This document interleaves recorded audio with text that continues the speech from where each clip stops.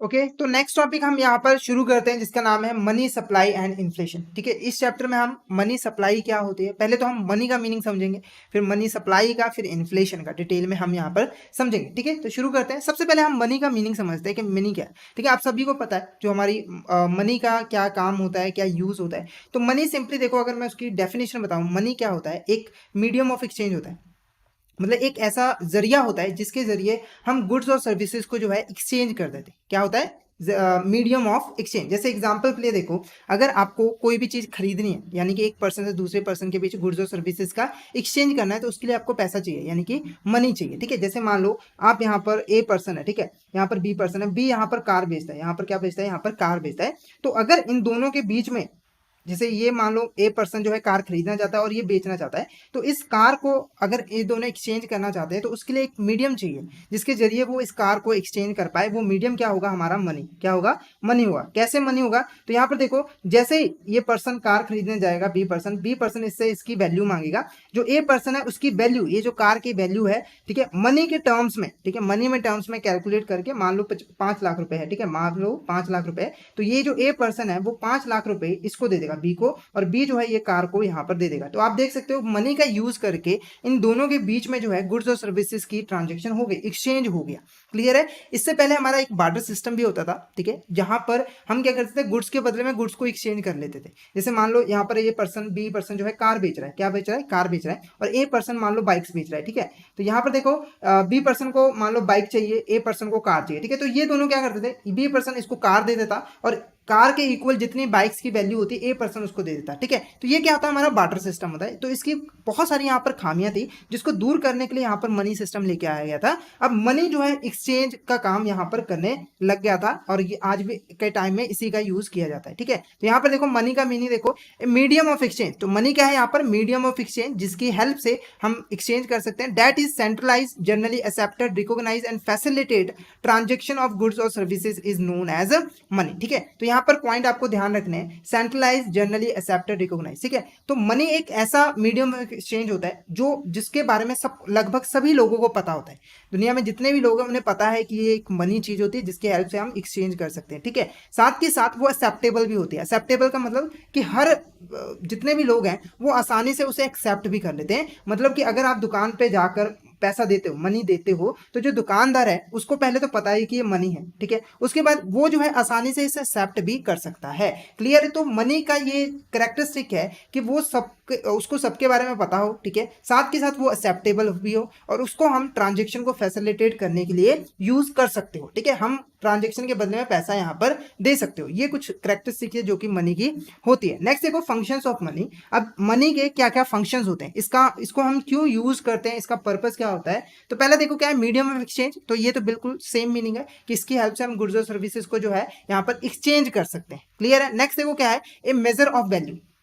Major of value देखो क्या होता है, अगर हमें किसी भी चीज की जो वैल्यू है वो कैलकुलेट करनी हो। मतलब जैसे मान लो यहाँ पर एक कार है, ठीक है, यहाँ पर एक बंदे ने यहाँ पर कार बनाई है, मान लो बी पर्सन ने यहाँ पर कार बनाई है। तो अगर बी पर्सन जो है वो इसकी वैल्यू कैलकुलेट करना चाहता है कि इसकी वैल्यू कितनी है, तो वो जो है मनी की हेल्प से इसकी वैल्यू कैलकुलेट कर सकता है। जैसे एग्जांपल के लिए, ठीक है, ये सामने वाला पर्सन आता है, वो कहता है कि इस कार की वैल्यू कितनी है, तो ये पर्सन पहले कैलकुलेट करेगा कि मुझे कॉस्ट कितनी आई है, उसके हिसाब से ये जो है मॉनेटरी टर्म्स में, यानी कि मनी के टर्म्स में इसकी वैल्यू कैलकुलेट करेगा और बता देगा कि 5 लाख रुपए इसकी वैल्यू है, 5 लाख रुपए और दो और ले जाओ। ठीक है, तो यहाँ पर गुड्स की वैल्यू को हम यहाँ पर रिकॉर्ड कर सकते हैं, उसको हम पता लगा सकते हैं। ठीक है, तो यहाँ पर देखो, money is use to measure and record the value of goods और सर्विसेज। हमें गुड्स और सर्विसेज की वैल्यू पता करने में हेल्प मिलती है। नेक्स्ट देखो क्या है, a store of value over time. यानी कि, ठीक है, यानी कि हम इसको स्टोर करके भी रख सकते हैं। अगर हमें कोई वैल्यू स्टोर करनी है जिसको हम फ्यूचर में जाके जो है यूज कर सकें, ठीक है, फ्यूचर में हमें कोई पेमेंट करनी है, उसके लिए हम पैसा बचा रहे हैं, स्टोर करना चाहते हैं, तो उसको हम मनी की फॉर्म में जो है स्टोर करके रख सकते हैं। अगर देखो आप कार, अगर आप यहाँ पर मान लो आपको फ्यूचर में 5 लाख रुपए पे करना है, ठीक है, आपको 5 लाख रुपए यहाँ पर पे करना है, तो आप 5 लाख की कार आज खरीद के रख लो और उसको स्टोर करके रख दो कि जब फ्यूचर आएगा तो मैं उसको यहाँ पर कार के बदले में 5 लाख रुपए जो पे कर दूंगा। तो ऐसा पॉसिबल नहीं है, कार पुरानी हो जाएगी, कोई खरीदेगा भी नहीं सेकंड हैंड। ठीक है, तो इस अगर आपको फ्यूचर में कोई पेमेंट वगैरह करनी है तो आप यहाँ पर कोई जो है वैल्यू स्टोर करके रख सकते हो मॉनेटरी फॉर्म में, जैसे बैंक में पैसा जमा करवा के रख सकते हो ना, ताकि आप फ्यूचर में अगर कोई परेशानी वगैरह भी आती है तो आप जो है उसको आसानी से यहाँ पर यूज करो, ठीक है। तो a store of value over time, ठीक है। Money can be held over a period of time and use to finance future payments, ठीक है। हम उसको स्टोर करके रखेंगे और फ्यूचर में जो पेमेंट्स वगैरह आएगी उसको फाइनेंस करने के लिए यूज करेंगे। उसके बाद देखो क्या है, स्टैंडर्ड फॉर डेफर्ड पेमेंट्स, ठीक है। अब ये स्टैंडर्ड फॉर डेफर्ड पेमेंट्स क्या होता है, जनरली देखो जब हमें किसी चीज़ की पेमेंट करनी होती है या फिर रिसीव होती है पर्टिकुलर ईयर बाय ईयर, मतलब कि मान लो आपको टोटल 5 लाख रुपए मिलना है, ठीक है ना, मिलना है आपको, रिसीव होना है, तो हर साल आपको जो है 1-1 लाख रुपए मिलता है, तो ये हमारा डेफर्ड पेमेंट में आती है। जैसे हमें पेमेंट करनी है, इसके ऑपोजिट हम कह सकते हैं कि हमें यहाँ पर कोई पेमेंट करनी है तो हमने क्या कर दिया, उसकी पेमेंट को ना डेफर कर दिया, मतलब कि पोस्टपोन कर दिया कि कुछ मैं अभी पे करूंगा, कुछ बाद में पे करूंगा। तो मनी की हेल्प से आप ऐसा कर सकते हो। आप किसी पर्सन के साथ एग्रीमेंट कर सकते हो कि हाँ अगर फ्यूचर में 5 साल के बाद मैं आपको जो है 1-1 लाख रुपए यहाँ पर दूंगा, क्योंकि देखो ऐसा अगर एग्रीमेंट अगर मनी ना हो तो ये एग्रीमेंट हो ही ना पाए। कोई ऐसा थोड़ी कहेगा कि फ्यूचर में जाके मैं आपको जो है कार जो है इतने मतलब इतनी कारें आपको यहाँ पर दे दूंगा। मनी की हेल्प से हम इजीली इसको कर सकते हैं। क्लियर आपको? उसके बाद नेक्स्ट टॉपिक हमारा आता है मनी सप्लाई, ठीक है। अब आप मनी का मीनिंग पूरी तरीके से समझ चुके हो कि मनी बेसिकली होती क्या है। अब हम बात करते हैं मनी सप्लाई की, कि मनी सप्लाई क्या होती है, ठीक है। तो यहाँ पर देखो मनी सप्लाई, सप्लाई का मीनिंग आप लोग को क्लियर है। सप्लाई क्या होती है, कोई भी जो हमारा जो सप्लायर है, प्रोड्यूसर है, जो गुड्स और सर्विसेज बनाता है, वो जितनी गुड्स और सर्विसेज को मार्केट में भेज देता है बेचने के लिए, यानी कि मार्केट में भेज देता है, उसे हम यहाँ पर क्या कहते हैं, सप्लाई कहते हैं, ठीक है। जैसे मान लो यहाँ पर एक पर्सन है, ठीक है, इसने 50 गुड्स बनाई है, ठीक है, 500 गुड्स बनाई है, ठीक है, और जो नाम क्या है उसका, ए पर्सन है, उसने क्या किया, इसमें से 300 गुड्स यहाँ पर मार्केट में भेज दी, इसको सेल करने के लिए, और बाकी जो है 200 अपने पास बचा के रख ली। क्या कर ली, 200 अपने पास बचा के रख ली, ठीक है। अब ये जो 200 है ना, इसे हम कंसीडर करते हैं स्टॉक, इसको कंसीडर करते हैं स्टॉक, इसने अपने पास बचा लिया है। और ये जो 300 इसने मार्केट में भेज दिया बेचने के लिए, उसे हम यहाँ पर क्या कहते हैं, सप्लाई। क्या कहते हैं इसको हम यहाँ पर, सप्लाई। क्लियर है? तो ऐसे ही मनी का सप्लाई क्या होता है, देखो वो पैसा जो कि इकोनॉमी में सर्कुलेट कर रहा है, टोटल पैसा जो इकोनॉमी में पड़ा हुआ है लोगों के पास, बैंकों के पास, किसी अदर फाइनेंशियल इंस्टीट्यूशन के पास, उसे हम यहाँ पर क्या कहते हैं, मनी सप्लाई, ठीक है। अगर आप एग्जांपल लेके चलो, यहाँ पर मान लो 2018 का टाइम है, क्या है यहाँ पर 2018 में टाइम है, और हमारे इंडियन इकोनॉमी में जो लोगों का पैसा है, बैंकों का पैसा, जो टोटल पैसा सर्कुलेट हो रहा है एक से दूसरे के पास, तीसरे के पास, चौथे के पास, जो टोटल पैसा सर्कुलेट हो रहा है वो कितना हो रहा है, यहाँ पर मान लो 1 बिलियन है। कितना है, 1 बिलियन है। तो इसे हम यहाँ पर क्या कहते हैं, मनी सप्लाई, ठीक है। अब आप लोग को जनरली है जो मनी सप्लाई होती है, ठीक है, जो हमारा रिजर्व बैंक ऑफ इंडिया है वो यहाँ पर करेंसी को छापता है और वो जो है यहाँ पर सप्लाई करता है, ठीक है। तो जो रिजर्व बैंक ऑफ इंडिया है, जो हमारा यहाँ पर रिजर्व बैंक ऑफ इंडिया है, वो जब भी कोई नोट वगैरह छापता है तो वो सभी नोट को इकोनॉमी में इशू नहीं करता है, ठीक है। उसका कुछ हिस्सा अपने पास बचा के रख लेता है, वो क्या कहलाता है, हमारा स्टॉक कहलाता है, ठीक है, ठीक है। जनरली आपको समझाने के लिए बता रहा हूँ, ठीक है। और उसके बाद उसमें से जो पैसा वो मार्केट में भेज देता है, यानी कि इकोनॉमी में फैला देता है, भेज देता है, वो क्या हो जाता है, हमारा मनी सप्लाई हो जाता है। क्लियर है? आप लोगों को पता है कि जो आरबीआई है वो मॉनेटरी पॉलिसी की हेल्प से मनी सप्लाई को ही कंट्रोल करता है, ठीक है। वो मॉनेटरी पॉलिसी क्या करता है, जब भी उसे मनी सप्लाई कम करनी होती है इकोनॉमी में, यानी कि जो हमारी इकोनॉमी है उसमें पैसा कम करना होता है, तो वो क्या करता है, कुछ पैसा अपने पास ले लेता है, ठीक है। उसके अलग अलग मेथड्स हैं, उसको हम बाद में डिस्कस करेंगे। तो वो क्या करता है, कुछ पैसा अपने पास रख लेता है, जिसके पास इकोनॉमी में जो पैसा है वो कम हो जाता है। जैसे एग्जांपल के लिए मान लो इकोनॉमी में हमारा 1 बिलियन पैसा है, ठीक है, यहाँ पर मान लो 2 बिलियन पैसा है, ठीक है, कितना है हमारा यहाँ पे 2 बिलियन पैसा है, ठीक है। आरबीआई चाहता है कि कुछ सप्लाई कम करनी है, तो वो क्या करेगा, इस 2 बिलियन में से कुछ पैसा अपने पास रख लेगा, अपने पास रिजर्व करके रख लेगा, जिसकी वजह से जो बाकी का पैसा होगा वो सप्लाई कहलाएगी, ठीक है। अब मान लो 1.5, ठीक है, यहाँ पर 1.5 बिलियन जो है पैसा आरबीआई ने छोड़ दिया और बाकी का जो पैसा था वो खुद ले जाता है। तो अभी इस वक्त मनी की सप्लाई कितनी होगी मार्केट में, कितनी होगी हमारी, 1.5 बिलियन। क्लियर है आपको? तो यहाँ पे देखो money supply refers to the stock of money available in the economy at a given point of time. एक पर्टिकुलर टाइम में जो टोटल पैसा इकोनॉमी में अवेलेबल है उसी को हम यहाँ पर क्या कहते हैं, मनी सप्लाई। उसके बाद money supply data recorded and published by reserve bank of India. Money supply को जो है रिकॉर्ड करने का काम, उसको पब्लिश करने का काम कौन करता है, हमारा यहाँ पर रिजर्व बैंक ऑफ इंडिया, ठीक है। तो इसके ऊपर एमसीक्यू बन सकता है, तो ये आपने याद रखना है, रिजर्व बैंक ऑफ इंडिया जो है यहाँ पर करता है, ठीक है। उसके बाद नेक्स्ट देखो मेजर्स ऑफ मनी सप्लाई।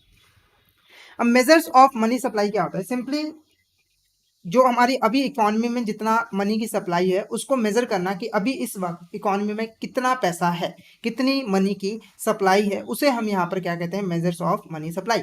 अब देखो सॉरी, अब देखो जो मनी सप्लाई है, इकॉनमी हमारी बहुत ज़्यादा बड़ी है, ठीक है, तो मनी सप्लाई को मापना, उसको कैलकुलेट करना कि टोटल मनी सप्लाई कितनी है, कोई आसान काम नहीं। तो आरबीआई जो है, ठीक है, आरबीआई जो है, हमारी जो गवर्नमेंट है, वो यहाँ पर अलग अलग तरीके से जो है मनी की सप्लाई को नापती है, यानी कि कितनी कैलकुलेट करती है। क्लियर है? जैसे एग्जाम्पल क्या होता है ना कि मान लो किसी फैक्ट्री में बहुत सारे वर्कर्स हैं, ठीक है, बहुत सारे यहाँ पर वर्कर्स, चलो स्टूडेंट के भी यहाँ पर आप समझ सकते हो। जैसे स्टूडेंट की एग्जांपल ले लेते हैं। जैसे मान लो एक असेंबली है, उसमें बहुत सारे स्टूडेंट्स हैं ना, तो हमें अगर कैलकुलेट करना है टोटल स्टूडेंट, तो हम कैसे शुरुआत करेंगे? पहले हम देखेंगे फर्स्ट क्लास के बच्चे कितने हैं, ठीक है, हमने वो कैलकुलेट कर लिया। फिर उसके बाद सेकंड क्लास के बच्चे कितने हैं, थर्ड क्लास के कितने हैं, और लास्ट में जाके हमने उसका टोटल कर लेना है। तो ऐसे ही जब हम मनी सप्लाई को मेजर करते हैं, तो आरबीआई भी इसी तरीके को यहाँ पर फॉलो करता है। वो टोटल मनी सप्लाई में से पहले कुछ हिस्से को जो है कैलकुलेट कर देता है और उसको एक नाम दे देता है, उसके बाद कुछ और हिस्से को यहाँ पर कैलकुलेट किया जाता है। तो वही हम यहाँ पर देखेंगे कि कैसे जो है मेजर किया जाता है, ठीक है। तो यहाँ पर देखो, पहला तरीका हमारा क्या है, नैरो मनी, जिसको हम M1 भी कहते हैं, ठीक है। पहले तरीके में आरबीआई देखो बेसिकली क्या करते हैं, यहाँ पर जो 100% लिक्विड डिपॉजिट होते हैं, लिक्विड डिपॉजिट का मतलब जिनको जो कि कैश की फॉर्म में ही अवेलेबल होते हैं, हम जब मर्जी पैसा जो है निकाल सकते हैं उस वहां से, ठीक है। तो यहाँ पर देखो M1 में आरबीआई क्या करता है, जितना भी टोटल 100% ऑफ लिक्विड डिपॉजिट होता है उसको M1 की कैटेगरी में डाल देता है, ठीक है। जैसे एग्जांपल के लिए अब देखो M1 में क्या क्या चीजें आएंगी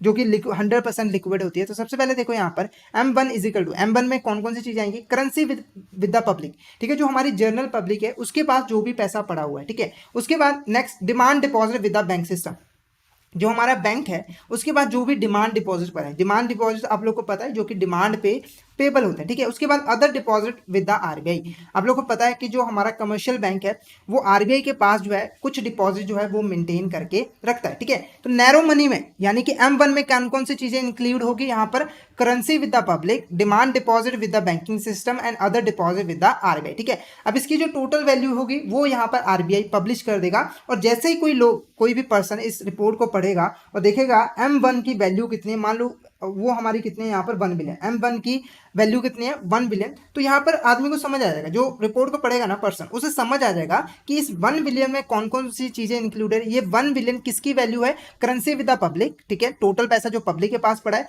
डिमांड डिपॉजिट जो कि बैंकिंग सिस्टम में पड़ा है, और other deposit with the RBI, इन तीनों की जो वैल्यू है वो कितनी है 1 बिलियन, ठीक है। टोटल हमारी जो मनी सप्लाई है वो कितनी है यहाँ पर 1 बिलियन, ठीक है।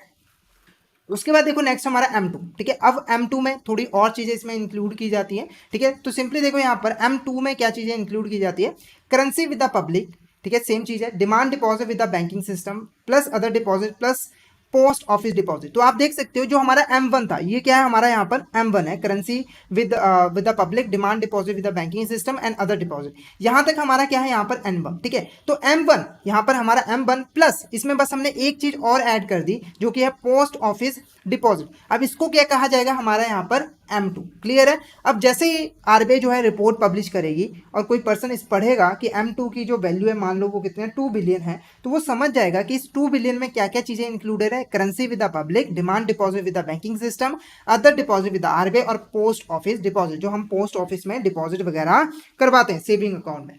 क्लियर है आपको? क्लियर है। नेक्स्ट देखो हमारा क्या है यहाँ पर M3।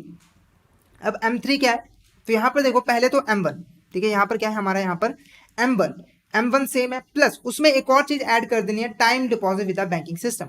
यानी कि M1 की जो वैल्यू है, अगर उसमें टाइम डिपॉजिट, आप लोग को पता है जो फिक्स डिपॉजिट वगैरह बैंकिंग जो है हमसे एक्सेप्ट करती है, जो कि एक फिक्स्ड पीरियड के बाद जो है पेबल होते हैं, ठीक है। तो अगर M1 में हम time deposit with the banking system को इंक्लूड कर दें तो वो हमारा आ जाता है यहाँ पर M3। क्लियर है? क्या हो जाता है हमारा यहाँ पर M3। अब कोई पर्सन अगर M3 को देखता है तो उसे पता लग जाता है M3 में कौन कौन सी चीजें, M1 का जो पैसा है और जो टाइम डिपॉजिट बैंकिंग सिस्टम है, उसे पता लग जाता है कि एक्चुअली में मनी की सप्लाई कितनी है। क्लियर है आपको? तो इन दो चीजों से मिलकर ही टोटल इतनी वैल्यू यहाँ पर बनी है। अब देखो ये रिपोर्ट्स वगैरह क्यों पब्लिश की जाती है, ताकि गवर्नमेंट को पता चल सके कि मनी सप्लाई क्या है, ठीक है, पब्लिक को भी यहाँ पर पता लग सके जिनको एक्सेस होता है कि मनी सप्लाई एक्चुअली में कितनी ज्यादा है कितनी कम है। क्लियर है? अब देखो M3 को ना यहाँ पर ब्रॉड मनी भी कहा जाता है, ठीक है। जैसे M1 को हम नैरो मनी कहते थे, ठीक है, क्योंकि उसमें कुछ चीजें ही इंक्लूड की जाती थी, हमने देखा था कि बहुत कम चीजें इंक्लूड की जाती थी, उसके अलावा और भी बहुत सारे जो है हमारे कंपोनेंट्स होते हैं मनी के। क्लियर है?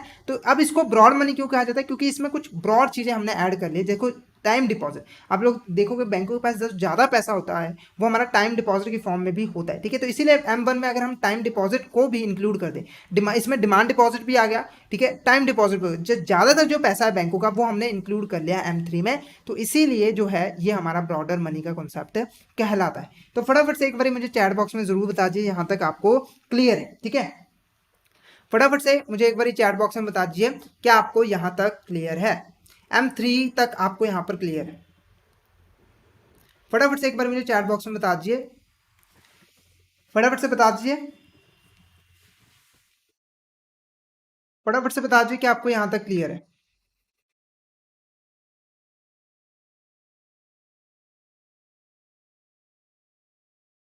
ओके, तो नेक्स्ट देखते हो हमारा M4, ठीक है। अब ये चौथा है हमारा, ठीक है। इन 4 तरीकों से ही आरबीआई जो है मनी की सप्लाई को रेगुलेट मतलब कि पता लगाता है, कैलकुलेट करता है, ठीक है। अब M4 क्या है, देखो M4 में बाकी सभी चीजें आ जाती है, मतलब कि टोटल पैसा कितना है इकोनॉमी में। तो यहाँ पर आप देख सकते हो M3, ठीक है, M3 plus post office deposit, ठीक है। तो आप अल्टीमेटली देखोगे कि M4 में आके जो टोटल पैसा हमारा इकोनॉमी में सर्कुलेट होता है वो सभी हम इंक्लूड कर लेते हैं, ठीक है। क्योंकि देखो M1 में हमारा आ गया यहाँ पर जो हमारा पब्लिक के पास पैसा है, ठीक है। उसके बाद डिमांड डिपॉजिट में जो पैसा है, उसके बाद जो हमारा यहाँ पर आरबीआई के साथ डिपॉजिट पड़ा है, ये 3 चीजें आ गई, ठीक है, 3 चीजें आ गई। उसके बाद देखो M3 में हम ऑलरेडी क्या इंक्लूड करते हैं, time deposit with banking system, ये चौथी चीज भी आ गई, ठीक है। यानी कि ये 4 चीजें हमारी किस में आ गई, M3, ठीक है। उसके बाद देखो एक चीज जो रह गई थी पोस्ट ऑफिस डिपॉजिट, उसको हमने M4 में आगे प्लस कर दिया। M3 में बाकी सारी चीजें आ गई थी, एक पोस्ट ऑफिस की रहती थी, ठीक है, जो कि हमने इंक्लूड नहीं की थी, इसमें भी हमारा पैसा होता है, उसको हमने यहाँ पर ऐड कर दिया। तो यहाँ पर M4 में हमारा टोटल जो पैसा है वो आ गया। तो जैसे ही कोई पर्सन यहाँ पर पढ़ता है कि M4 है, ठीक है, M4 का यह देखता है कि M4 में इतना पैसा है, जब मान लो कि ये कितना हो हमारा यहाँ पे 10 बिलियन हो, ठीक है, तो कोई पर्सन या फिर गवर्नमेंट आसानी से समझ जाएगा कि 10 बिलियन जो है टोटल पैसा है हमारा इकोनॉमी में, क्लियर है। तो इस तरीके से स्टेप बाय स्टेप जिसको ज्यादा इंफॉर्मेशन चाहिए, ठीक है, वो जो है इन रिपोर्ट्स को जो है पढ़ सकता है और उसे मनी सप्लाई के बारे में जो है यहाँ पर पता लग जाता है, ठीक है। तो यहाँ पर बिल्कुल सिंपल कॉन्सेप्ट के हिसाब से जो है यहाँ पर कैलकुलेट किया जाता है। आई होप आपको ये क्लियर हो गया होगा। उसके बाद नेक्स्ट टॉपिक हमारा क्या है, इन्फ्लेशन, ठीक है। वैसे तो आप लोगों को पता है कि इन्फ्लेशन क्या होता है, आप लोगों को सिंपल पता ही है कि जब हमारे गुड्स और सर्विसेज के जो प्राइसेस होते हैं वो यहाँ पर हाई हो जाते हैं, ठीक है, उसे हम यहाँ पर क्या कहते हैं, इन्फ्लेशन। जब हमारी जो चीजें हैं, ठीक है, वो महंगी हो जाती हैं, वो क्या हो जाती है हमारी यहाँ पर इन्फ्लेशन, ठीक है। तो अब हम इन्फ्लेशन को यहाँ पर डिटेल में स्टडी करेंगे। तो इन्फ्लेशन को हम एक यहाँ पर चार्ट की हेल्प से जो है यहाँ पर पढ़ेंगे, ठीक है। तो यहाँ पर देखो सबसे पहले एक आइटम दी हुई है, यहाँ पर हमारा प्राइस दिया हुआ है, ठीक है, अलग अलग सालों में। तो पहला देखो क्या है, वीट, ठीक है। वीट जो है 2000 में उसका जो प्राइस था, मान लो पर केजी यहाँ पर मिलता था, पर केजी कितना मिलता था यहाँ पर 12 रुपए में, कितने में, 12 रुपए में, ठीक है। 2016 में ये बढ़ गया कितना, 20 हो गया। 2020 में कितना हो गया यहाँ पर 25 हो गया, ठीक है। उसके बाद देखो राइस, ठीक है, उसके बाद क्या है यहाँ पर हमारा राइस, जो कि 2000 में कितना था 10, 2016 में कितना होगा 25 और 2020 में कितना होगा 35। ऐसे ही हमारा जो मिल्क है उसका भी प्राइस यहाँ पर हाई हो रहा है। तो आप देख सकते हो कि ये जो हमारे गुड्स और सर्विसेज के प्राइसेस हैं वो कंटिन्यूसली जो है इंक्रीज हुई जा रहे हैं, ठीक है, क्या हो रहे हैं यहाँ पर इंक्रीज हो रहे हैं। और आप देख सकते हो कि सभी गुड्स और सर्विसेज के प्राइसेस में इंक्रीज आ रहा है, वीट में भी इंक्रीज आ रहा है, ठीक है, राइस में भी इंक्रीज आ रहा है और मिल्क में भी इंक्रीज आ रहा है। तो इसको हम क्या कहते हैं यहाँ पर, इन्फ्लेशन। जब हमारी इकोनॉमी में जो जर्नल गुड्स हैं, मतलब ज्यादातर जो गुड्स हैं उसके प्राइस में कंटिन्यूसली इंक्रीज आता है, कंटिन्यूसली का मतलब कि बढ़ता ही जा रहा है, बढ़ता ही जा रहा है, तो उसे हम यहाँ पर क्या कंसीडर करते हैं, इन्फ्लेशन। अब देखो ये चार्ट क्यों मैंने आपको बताया, देखो ऐसा भी हो सकता है, ऐसा भी हो सकता है कि यहाँ पर देखो कि जो सिर्फ वीट है ना, यहाँ पे जो वीट है उसी के प्राइसेस में हायर है। मान लो कि या इसका भी प्राइस 10 है, इसका प्राइस 10 है, इसका भी प्राइस 10 है, ठीक है, इसका भी 10 है और इसका भी 10 है, इसका भी 10 है ना, ठीक है, ये 10-10 है। मतलब कि सिर्फ और सिर्फ वीट का जो प्राइस है ना उसका ही प्राइस जो है वो राइज हो रहा है आने वाले सालों में, ठीक है। 2000 में 12 है, 2016 में 20 है, 2020 में 25 हो गया, ठीक है। पर जो राइस है उसका 2010 से लेकर 2020 तक क्या है यहाँ पर 10-10 रुपए है। तो हम इसको इन्फ्लेशन नहीं कहते। मतलब कि जब हमारी कंट्री में कोई पर्टिकुलर गुड्स का प्राइस जो है हाई होता रहता है, होता रहता है, तो हम उसको इन्फ्लेशन कंसीडर नहीं करते। हम ऐसा नहीं करते कि हमारी कंट्री में जो है इन्फ्लेशन आ गया, ऐसा नहीं होता है। जब हमारी जो इकोनॉमी है उसकी ज्यादातर गुड्स, जैसे एग्जाम्पल के लिए मान के चलो कि जो 100% में जो 80% गुड्स हैं और सर्विसेज हैं उनके जो प्राइसेस हैं वो लगातार हाई हो ही जा रहे हैं, तो उस केस में हम कहेंगे कि हमारी कंट्री में क्या है, इन्फ्लेशन है, ठीक है। उस केस में, वरना हम नहीं कहेंगे किसी पर्टिकुलर गुड्स के प्राइस बढ़ने या कम होने से उसको हम इन्फ्लेशन में कंसिडर नहीं करते। जैसे होता है ना कि कभी आलू जो है वो उसकी फसल नहीं हुई तो उसका अचानक से प्राइस बहुत ज्यादा हाई हो गया, तो हम उसको इन्फ्लेशन थोड़ी कंसिडर करते हैं, ठीक है। हम सभी गुड्स और सर्विसेज को एक साथ में लेकर चलते हैं। तो ये हमारा सिंपल सा यहाँ पर क्या था, मीनिंग था इन्फ्लेशन का। नेक्स्ट देखो हमारा यहाँ पर, अब इसको हम कॉन्सेप्ट भी समझ लेते हैं, इसका डेफिनेशन भी देख लेते हैं। तो यहाँ पर देखो, the concept of inflation refers to a sustained rise in the general level of prices of goods और services in an economy over a period of time. एक पर्टिकुलर टाइम पीरियड में जो है हमारे जो जर्नल प्राइसेस हैं, general level के prices जो है वो कंटिन्यूसली जो है इंक्रीज होते रहते हैं, तो उसे हम इन्फ्लेशन का नाम देते हैं। नेक्स्ट वो क्या है, inflation leads to fall in purchasing power of people, ठीक है। जो इन्फ्लेशन है वो यहाँ पर लोगों की परचेजिंग पावर को जो है कम करती है। अब ये कैसे कम करती है, तो यहाँ पर देखो, यहाँ पर एग्जांपल लेके चलेंगे। यहाँ पर देखो, पहले एक पर्सन था ए, ठीक है, यहाँ पर एक पर्सन था ए, ठीक है। इसके पास पहले 100 रुपीज होते थे, क्या होते थे यहाँ पर 100 रुपीज होते थे, जिसकी हेल्प से ये जो है यहाँ पर 5 चेयर्स खरीद पाता था। क्या चेयर्स नहीं, मान लो यहाँ पर 5 किलो दूध खरीद लेता था, खाने की चीज लेते, ठीक है। 5 केजी जो है यहाँ पर मिल्क बाई करता था, तो इस हिसाब से इसका जो रेट हमारा कितना होगा, 20 रुपीज पर केजी हो गया, ठीक है। कैसे हो गया, 20 रुपीज पर केजी, ठीक है। तो यहाँ पर हमारा जो प्राइस है वो कितना है, यहाँ पे 20 रुपीज। अब जैसे ही इन्फ्लेशन आया, ठीक है, जैसे ही यहाँ पर हमारा इन्फ्लेशन आया, वो हमारा यहाँ पर कितना हो गया, प्राइस मान लो यहाँ पर 40 हो गया, कितना हो गया हमारे यहाँ पर 40 हो गया, ठीक है। प्राइस हमारा कितना होगा, 40 हो गया। अब इसकी वजह से देखो 100 रुपीज तो इसके पास इतना ही है, पैसा तो इसके पास इतना ही है, ठीक है। पर अब ये कितना दूध खरीद पाएगा, 2.5 केजी, कितना खरीद पाएगा, 2.5 केजी। तो अब देखो ये जो ए पर्सन है इसकी परचेजिंग पावर खत्म होगी। परचेजिंग पावर की एक पर्सन के पास कितनी पावर है चीजों को खरीदने के लिए, ठीक है। तो आप देख सकते हो कि यहाँ पर जो ए पर्सन है, चाहे इसके पास 100 रुपए ही है, उसके इक्वल ही है, पर क्योंकि इन्फ्लेशन आ गया है तो उसकी वजह से इसकी जो गुड्स को परचेज करने की पावर थी वो क्या कम हो गई। क्लियर है आपको, क्लियर है। ऐसे ही नेक्स्ट पॉइंट हमारा इसके साथ ही कुछ रिलेटेड है। तो यहाँ पर देखो क्या है, inflation also erosion of in the purchasing power of money, ठीक है। अब जैसे देखो परचेजिंग पावर ऑफ पीपल की जो है यहाँ पर कमी हो जाती है, ठीक है, वो इन्फ्लेशन आने की वजह से परचेजिंग पावर लोगों की कम हो जाती है। ऐसे ही जो परचेजिंग पावर ऑफ मनी होती है वो भी कम हो जाती है, ठीक है। परचेजिंग पावर ऑफ मनी का मतलब कि हम पैसे से कितना, मतलब पैसे के जो हमारे पास पैसा है उसके पास कितनी पावर है गुड्स और सर्विसेज को खरीदने की। जैसे यहाँ हमने सेम एग्जाम्पल दी थी ना, 100 रुपीज थे, ठीक है, 100 रुपीज थे, तो 20 रुपीज जब यहाँ पर केजी था, तो यहाँ पर 5 किलो दूध खरीदने की यहाँ पर पावर थी 100 रुपीज के पास। पर जैसे ही यहाँ पर 40 रुपीज हो गया, डबल हो गया, तो अब यहाँ पर सिर्फ 2.5 केजी ही यहाँ पर 100 रुपीज में खरीद सकते हैं। तो आप देख सकते हो कि जो परचेजिंग पावर ऑफ मनी है वो भी यहाँ पर डिक्रीज हो जाती है इन्फ्लेशन की वजह से, ठीक है। अब चाहे 100 रुपए है, पर अब उसकी चीजों को खरीदने की जो पावर है वो यहाँ पर खत्म हो गई है, मतलब खत्म नहीं, कम हो गई है, ठीक है। उसके बाद नेक्स्ट को क्या है, कॉजेस ऑफ इन्फ्लेशन। अब ये इन्फ्लेशन आता क्यों, बेसिकली हमारी कंट्री में इन्फ्लेशन आने की वजह क्या, ठीक है। तो दो तरीकों से मेनली, जो दो और बहुत सारे कॉजेज हैं, मेनली जो है हमारे यहाँ पर दो कॉजेज हैं जिनकी वजह से इन्फ्लेशन आता है।